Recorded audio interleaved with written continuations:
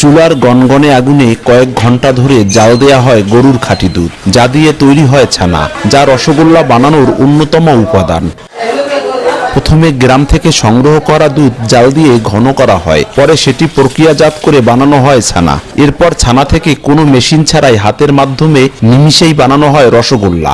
ধাপে ধাপে এই কাজ করতে রাজ্যের ব্যস্ততা শ্রমিক কর্মচারীদের। আমরা খাঁটি গরুর দুধ দিয়ে রসগোল্লা বানাই, মাদারপুর চাহিদা আছে এটা, ঠিক আছে, রমজান উপলক্ষে এটা চাহিদা আছে। গাভীর দুধের মিষ্টি বানাই তো রসগোল্লা, আমরা কোনো যে আদাবাদে নিতে পারি না, মিষ্টি সবাই পছন্দ করে, মোটামুটি চাহিদা খারাপ না, চলে, সবাই দেশ বিদেশ নেয়, সবসময় মোটামুটি চাহিদা থাকে ভালো। রসগোল্লাটা হচ্ছে অনেক পাতলা শিরার হয়, কম মিষ্টি, এই জন্য চাহিদাটা বেশি। যদি একটু বেশি মিষ্টি হয় তাহলে দেখা যায় চাহিদাটা কমে যায়, সেই ক্ষেত্রে যত কম মিষ্টি দেওয়া যায় তত ভালো।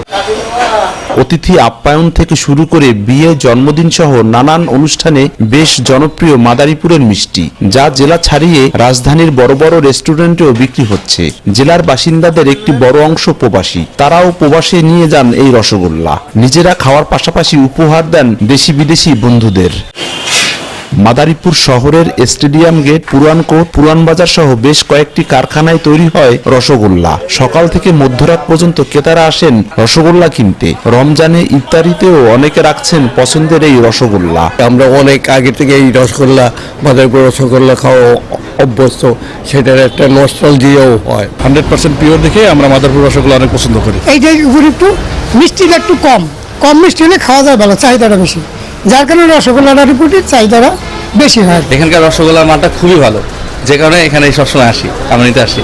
আমরা থাকি অনেক দূরে, তা ওইখান থেকে হলেও আমরা এখান থেকেই রসগোল্লাটা নিয়ে থাকি আর কি। প্রতি কেজি রসগোল্লা প্রকারভেদে বিক্রি হয় 250 থেকে 600 টাকা পর্যন্ত।